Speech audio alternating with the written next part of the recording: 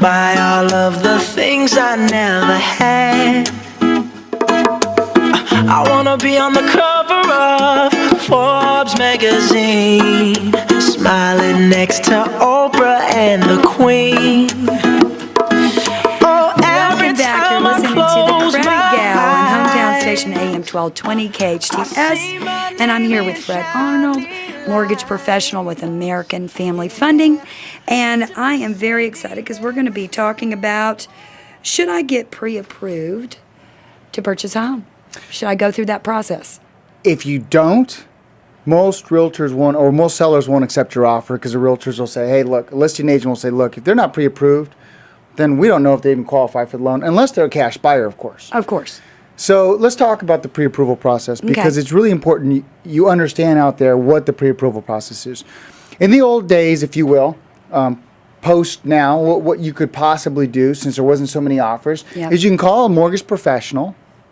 They would sometimes run your credit, sometimes they wouldn't, but many times they'd run your credit. They would look at your paperwork, and they'd even see, what your pay stub says and what your W-2s are, how much for your taxes that you claim, and they'd issue a pre-qualification. And then if they're really good and they were experienced, they would say, well, that's really a pre-approval.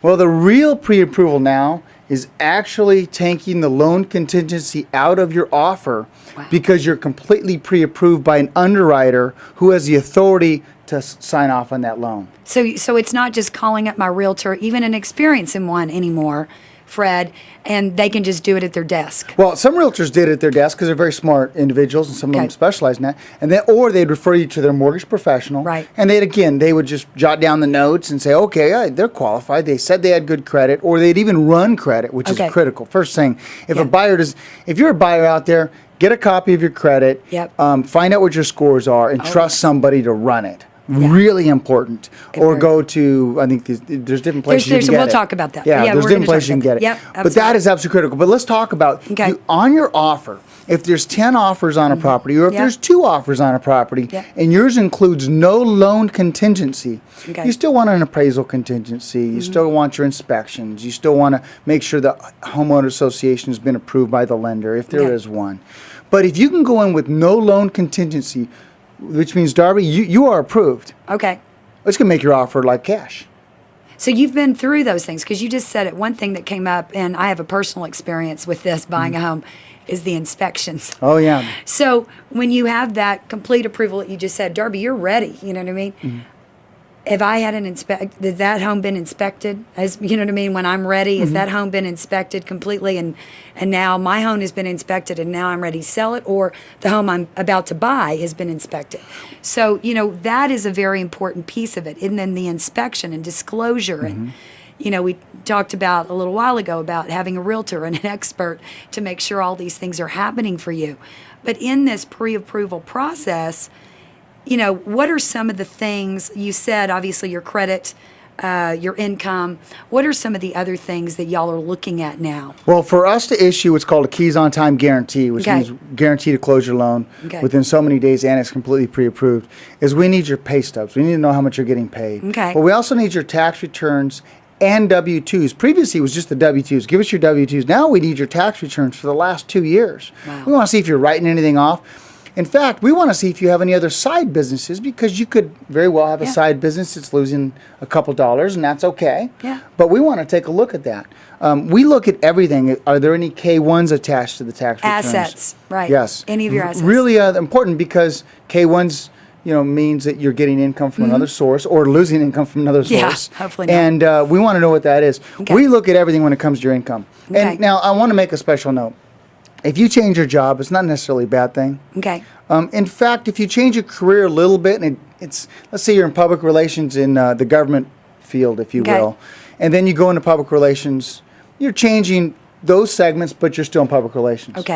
That's okay, as long as you give us enough time to be able to process that. You have pay stubs, and it's your income you're not going from base pay to complete commission. Okay. And so it's important to disclose that to your mortgage professional. Next thing we're going to look at is bank statements. Okay. Really important we look at it up front, because if there is a deposit, a large deposit, in fact, even a small deposit they question sometimes, because they want to make sure the down payment's coming from you and someone's not lending it to you. Oh. They look at that like you would. I mean, they look at every detail of that. And it's really more than ever, right? I mean, they're More than really, ever. because of the real estate debacle, I call it, in the past, they're really stickler now, and they're Yeah. really looking at everything. Exactly. In fact, before you find a home, we run to make sure the tax returns you gave us, the ones you actually filed with the IRS, not because we don't believe you. Right. It's because when we sell the loan, they don't believe you. Okay, And so they- everybody's checking, checking. Yeah, everyone's checking their work to make sure that the Everything's loan will get correct. sold. Yeah, and And it gets sold. And when you've got that stamp of pre-approval, how long does that process take usually? well, if a pre-qualification takes 20, 30 minutes over the phone. Okay. A pre-approval with your mortgage professional is an hour sit down. They review everything. Okay. A pre-approval where the underwriter signs off on it, you're submitting for a full approval. It takes anywhere from 3-4 days to a week, only because it goes through all the checks. We do Okay. everything. So those are the different steps. If you need something to make an offer tonight, go meet your mortgage professional, bring everything in. Yep. But if you need something officially signed off and all the documentation done, it usually takes 3-4 days to a week. 3 or 4 days a week. Well, that. I mean, to know that you're a cash buyer, it's absolutely huge. So if you're not working with a mortgage professional, they can offer that. And most of them should. Right. Absolutely critical, because then your offer looks better. And let's talk about a few more things. What about when you make your offer, you have your mortgage professional call the listing agent Okay. to let them know that the loan's pre-approved and what your situation is? Right. What about when you make an offer, show your down payment? What about making an offer, do a little letter why you love this neighborhood with a picture of you and your family? And to sell your house. I mean, just doing those little things. It's all in the little things, right, Fred, that you can do that maybe the person down the street that has their home listed is not doing. Exactly, is not doing it. And the one thing, I think we'll jump to a break, but the one thing I want to ask you about is we just skipped over the credit report, but there's so much we need to talk about, because that really derails so many transactions. And it really does. And I work with thousands of mortgage brokers and realtors and loan officers and loan modification officers, et cetera, that credit obviously affects you purchasing or even refinancing or being in real estate venture whatsoever. Your credit is going to affect you. And we're going to really go in on the break. After the break, we're going to go into some of those details. And you'll let me quiz you then? I'll let you quiz me. So we'll be right back. You're listening to The Credit Gal on your hometown station, AM 1220, KHTS.